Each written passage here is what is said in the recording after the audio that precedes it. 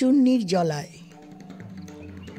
কার্তিক অমাবস্যার দিন ভোরবেলা দাঁতন করতে করতে সত্যনারায়ণ গনুর পাখোয়াজ শুনছিলেন। ছেলেটার হাতে যেন মধু ঝরে, কিন্তু তেহাই বাজানোর সময় মাঝে মাঝে তাল সামলাতে পারে না। অভ্যাস বাড়াতে হবে। ওই আবার তেহাই পৌঁছে একটু ধীর হয়ে গেল। সত্যনারায়ণ ভুরুটা সামান্য কুঁচকালেন নিজের অজান্তেই। শ্রুতির মাতা লাইফ পিতা, কাতুরও ওই এক সমস্যা। এত ভালো গায়, কিন্তু লয়কারি করে সমে পেরার পথে মাঝে মাঝে ঝামেলায় পড়ে। এই দুই যমজ ভাইকে দেখতে যেমন একরকম, এদের দোষগুলো সব এক। একজন লঙ্কা খেলে আরেকজনের ঝাল লাগে, একজন দুঃখ পেলে আরেকজন কাঁদে। এমনকি এদের লয়ের কম বেশিও একই সাথে হয়। একই ভুল করে একসাথে এরা সমে ফিরে। মাথা নাড়তে নাড়তে সত্যনারায়ণ কোতলায় মুখ হাত ধুয়ে নিলেন, সেই সাথে একটু স্নান মতনও করে নিলেন। এই সময় বেশ হিম পড়ে, সকালে শীত শীত করে, পুরোপুরি স্নান করার সাহস হয় না। সত্যনারায়ণের আবার একটু শ্লেষার ধাত আছে। তারপর শুদ্ধ বসনে তিনি লক্ষ্মী জনার্দন মন্দিরে প্রবেশ করলেন। তাঁদের পুজোর ভার তাঁর উপর। তার জ্যেষ্ঠ ভ্রাতা রামনারায়ণ তর্কালঙ্কার সারাদিন অধ্যয়ন অধ্যাপনার মধ্যেই থাকেন। তিনি আর অন্য কোনোভাবে দেবসেবা করার সময় পান না। পুজো শেষে সত্যনারায়ণ দেখলেন মন্দিরের সিঁড়িতে একটি সুদর্শন যুবক দাঁড়িয়ে আছে। তার হাত পায়ের পেশি অতি সুগঠিত, বক্ষ প্রশস্ত, ললাটে একটি সিন্দুরের টিকা। সত্যনারায়ণ তাকে জিজ্ঞেস করলেন, তুমি কি আমারই প্রতীক্ষা করছো? যুবকটি বলল, আজ্ঞে ঠাকুরমশাই, একটা নিবেদন ছিল। তিনি বললেন, এক্ষণে বলতে পারো। যুবকটি নমস্কারের ভঙ্গিতে হাত জোর করে বলল, আজ্ঞে আমি রাঘব, শালিক চড়া হতে আসছি। আমাদিগের বড় সাধ, আজ রাতে কালী পূজা করি, যদি আপনি পূজা করেন। সত্যনারায়ণ পৌরোহিত্য করে থাকেন, এ কাজে তার সবিশেষ প্রীতি। তাছাড়া এই গ্রামে হাতে গোনা কয়েকজন ব্রাহ্মণ, তাদের মধ্যে কাউকে না কাউকে তো পৌরোহিত্য করতেই হবে। তিনি সম্মত হলেন, শুধলেন, শালিকচড়ার নাম তো পূর্বে শুনি নাই। সে গ্রাম কোথায়, কত দূর? রাঘব বলল, আগে যে দমে তো জঙ্গল পার হলে বেশি দূর নয়। আমি ঘোড়া নিয়ে আসবো সূর্যাস্তের 2 দণ্ডকাল পরে। সত্যনারায়ণ বললেন, তথাস্তু। সন্ধ্যায় দীপ জ্বালানো হবে। এখন তারই প্রস্তুতি চলছে। ছোট ছেলেমেয়েরা পোড়ামাটির দ্বীপ জলে ভিজাচ্ছে। এগুলি শুকিয়ে তারপর তেল ঢালা হবে, নইলে বড্ড তেল খায়। সেই কাজে তদারক করছে কার্তিক গণেশ। তারা সদ্য কৈশোর উত্তীর্ণ হয়েছে, কাজেই ঠিক ছেলের দলেও পড়ে না, আবার তাদের পুরোপুরি যুবকও বলা চলে না। বাড়ির মেয়েরা আলপনার জন্য চাল কুটছে। সেই কোটা চাল আবার শিলে বেটে মিহি করা হচ্ছে। বাড়িতে সাজো সাজো রব। কিন্তু শিশুদের ভিড়ে সত্যনারায়ণ তার ভাগ্নি দীপাকে দেখতে পেলেন না। তার সামান্য জ্বর হয়েছে। সত্যনারায়ণ কিছুক্ষণ হাঁটাহাঁটি করলেন, তারপর চতুষ্পাঠীতেই প্রবেশ করলেন। আজ অমাবস্যা, অনধ্যয়ন। কিন্তু তার জ্যেষ্ঠ ভ্রাতা রামনারায়ণ আজও একটা পুঁথি খুলে বসে আছেন। তার বেশিরভাগ ছাত্রই নিজেদের গ্রামে গেছে। শুধু 2 জন লঙ্কা বাড়িতে আছে, ছোট বিশু আর জগা। তাদের যাওয়ার মতো ঘর নেই। তারা বাড়ির অন্যান্য ছেলে মেয়েদের সাথে উৎসবে মেতেছে। রামনারায়ণ এত তন্ময় হয়ে পুঁথি পাঠ করছেন যে সত্যনারায়ণ কিছুক্ষণ কথাই বলতে পারলেন না। একসময় বললেন, দাদা, কি পাঠ করছেন এত তন্ময় হয়ে? রামনারায়ণ একটু মুখ তুলে বললেন, সত্য। শ্রী পেরেম্বুদুরের এক পণ্ডিত কি অপূর্ব গ্রন্থ রচনা করেছেন। সামান্য নিরুক্তি গাদাধরীর উপর এটি একটি নিবন্ধ, স্থানে স্থানে অতি দুরূহ। এই বলে তিনি আবার গ্রন্থ পাঠে মনোনিবেশ করলেন। সত্যনারায়ণের ন্যায়শাস্ত্রে তেমন আকর্ষণ নেই, তিনি কাব্যরস পিপাসু। কিছুক্ষণ সেখানে বসে থেকে তিনি উঠে পড়লেন, যদিও তার দাদাকে একটা কথা বলার ছিল।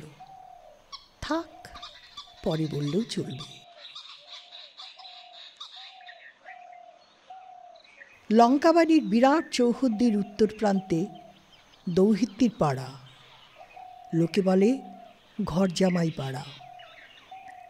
এবারের অধিকাংশ মেয়েরা বিবাহের পরেও পিতৃগৃহে থেকে যায়।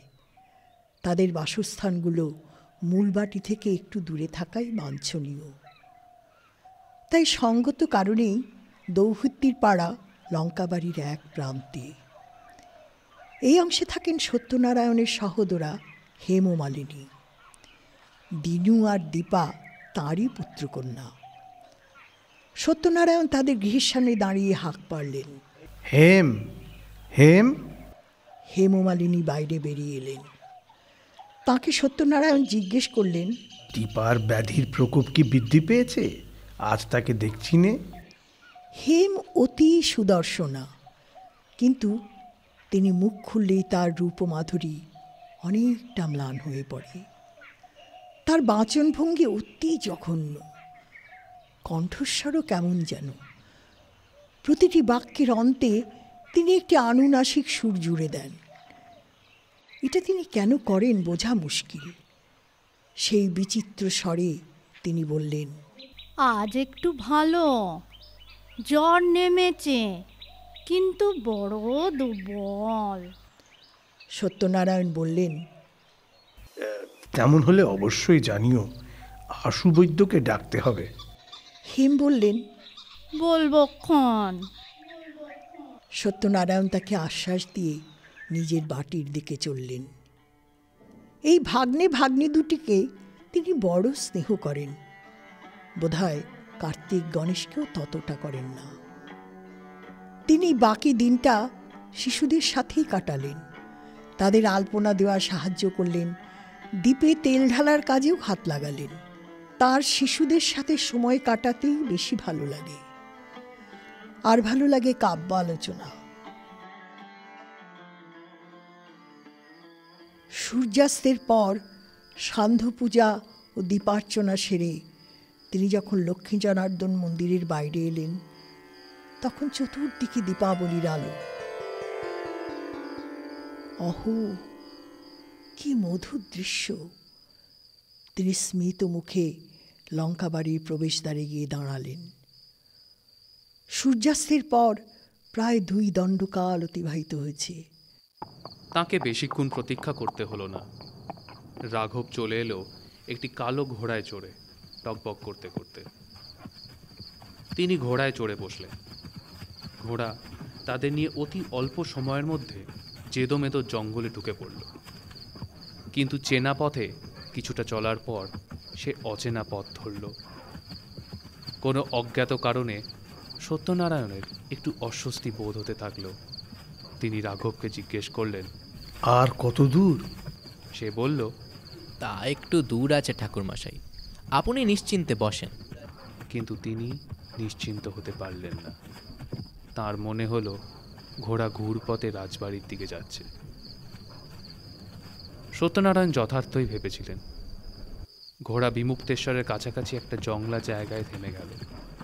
রাঘব বলল, এখানে যে একটু নামতে হয় ঠাকুরমশাই। তিনি বুঝলেন কিছু গোল আছে। অগত্যা তিনি ঘোড়া থেকে নামলেন। আর প্রায় সাথে সাথে জঙ্গল ফুঁড়ে বেরিয়ে এলো 2 ভীষণ দর্শন পুরুষ আর একটি কৃষ্ণবর্ণ কিশোর। তাদের মুখ কালিতে ঢাকা, হাতে জ্বলন্ত মশাল। লোক দুটো এসে একটু তফাতে দাঁড়ালো। কিশোরটি ঘোড়ায় চড়ে জঙ্গলে মিলিয়ে গেল। সত্যনারায়ণ তেমন ভীত হলেন না। এরা তার কি হানি করবে? তিনি কপর্দক শূন্য ব্রাহ্মণ, কিন্তু তার অস্বস্তিটা রয়েই গেল। কিছু দূর হাঁটার পর পূর্ণার তীরে পৌঁছে রাঘব তাকে বলল, এবার যে সাঁকো পেরোতে হয় ঠাকুরমশাই।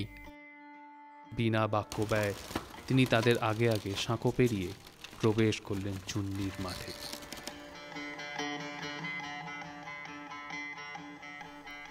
এই স্থান তার অপরিচিত নয়।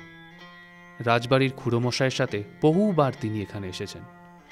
তখন তিনি কিশোর আর খুড়ো নবযুবক। তাকে তখনও নিদ্রা রোগে ধরেনি। তিনি খুব ঘুরে বেড়াতেন আর সংস্কৃত কাব্য নিয়ে কথা বলতে ভালোবাসতেন। সত্যনারায়ণ খুড়োর কাছে শুনতেন আরব্য রজনীর কিস্সা বা ওমর খৈয়ামের কবিতা। চুন্নির মাঠ আর জলা খুড়োর বড় প্রিয় ছিল, এখনও আছে। আগে মশাল নিয়ে চলেছে দুই বলিষ্ঠ পুরুষ, আর সত্যনারায়ণের সাথে সাথে চলেছে রাঘব। সত্যনারায়ণ লক্ষ্য করলেন এদের পায়ে অদ্ভুত দর্শন পাদুকা। কাষ্ঠ পাদুকাগুলি পায়ের সাথে শক্ত পাটের সুতোয় বাঁধা। তারা পা ফেলছে একটু জোরে জোরে, বোধহয় সাপখোপের কথা ভেবে। এখন অবশ্য তেমন সাপের ভয় নেই। এদের বোধহয় এইভাবে পথ চলা অভ্যেস হয়ে গেছে। এরা বলা বলি করছিল আজ আবার নরপি চেষ্টার পাল্লায় না পড়তে হয়। সত্যনারায়ণ বুঝতে পারলেন সেই পিশাচকে এই দস্যুরাও ভয় করে চলে, কিন্তু সেটা কি তা বুঝতে পারলেন না। জিজ্ঞেস করার প্রবৃত্তিও তার হল না। মশালের উজ্জ্বল আলোয় চারিপাশটা বেশ দেখা যাচ্ছে। তারা হিজল ঢাকা পথে চলতে চলতে একসময় রাধারমণকে দেখতে পেলেন। এবার সাবধানে চলতে হবে। একটা নিরাপদ পথ চুন্নির জলার বুক চিরে এঁকে বেঁকে চলেছে। তার কিছুটা সত্যনারায়ণ চেনেন। সেই পথের বাইরে পা পড়লেই বিপদ।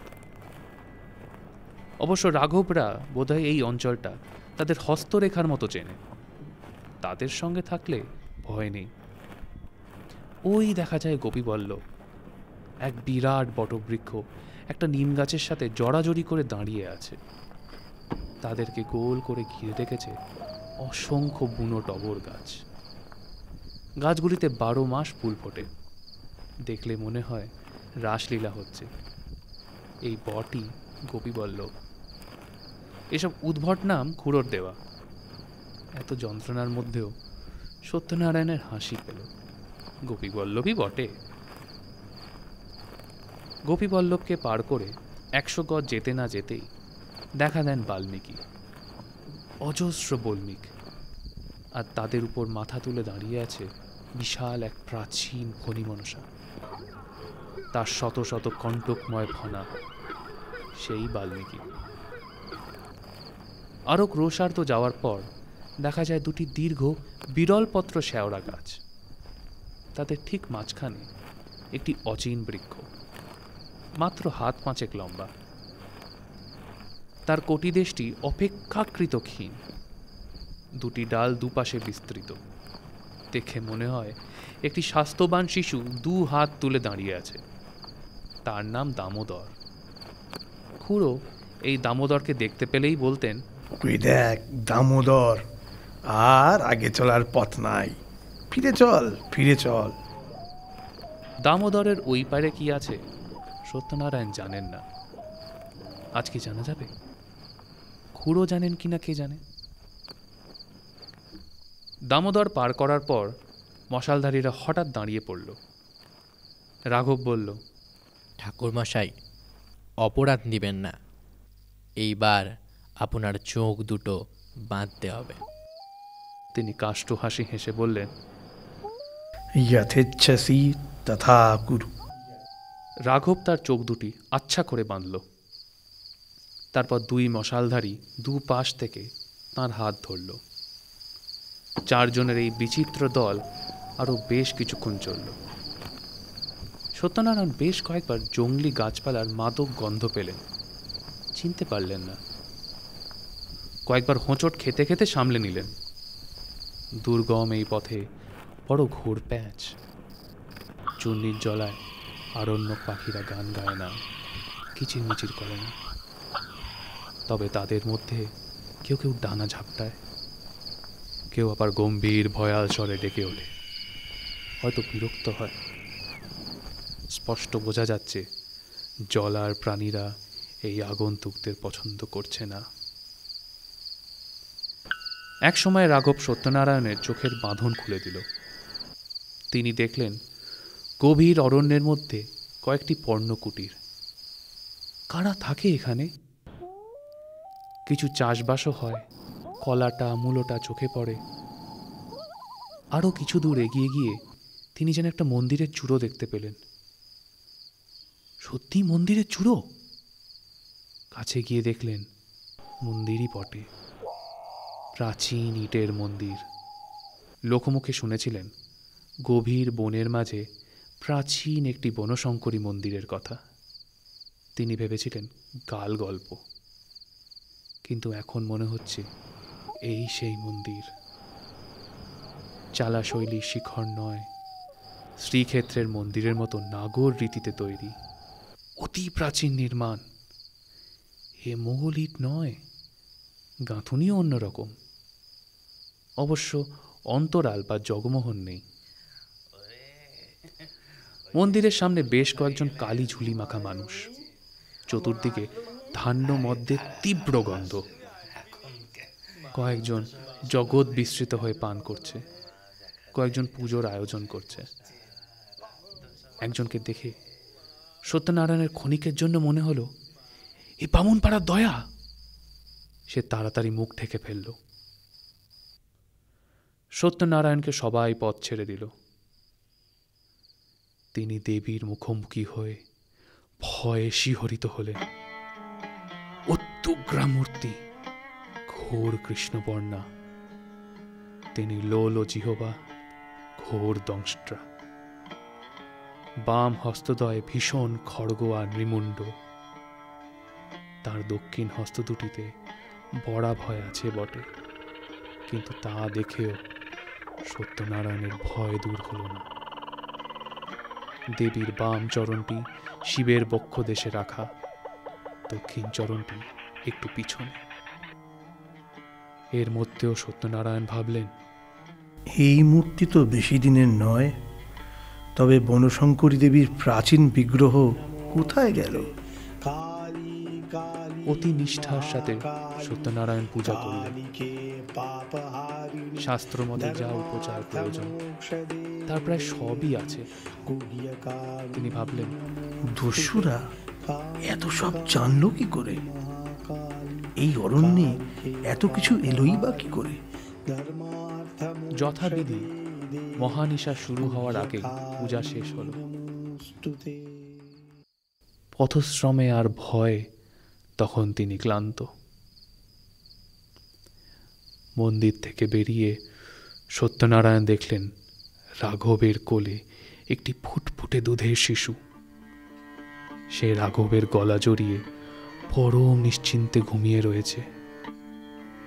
আহারে, বালকটির নিষ্পাপ মুখে কি মধুর হাসি! কবছর আগে দীপার মুখটা যেন অনেকটা এইরকম ছিল। দস্যুরা সকলে সেই বালকের দিকে চেয়ে আছে। তাদের দৃষ্টি সত্যনারায়ণের ভালো লাগলো না।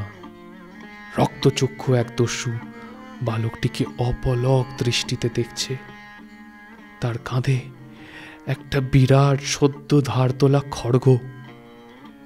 তাকে দেখে আর একবার সত্যনারায়ণের মনে হলো, এ বামুনপাড়া দয়া না হয়ে যায় না। রাঘব হঠাৎ নিষ্ঠুর টানে বালকটির হাত ছাড়িয়ে তাকে মাটিতে শুইয়ে দিল। ঠিক সেইখানেই তৃষ্ণার্ত যুপকাষ্ঠ অধীর অপেক্ষায় দাঁড়িয়ে আছে।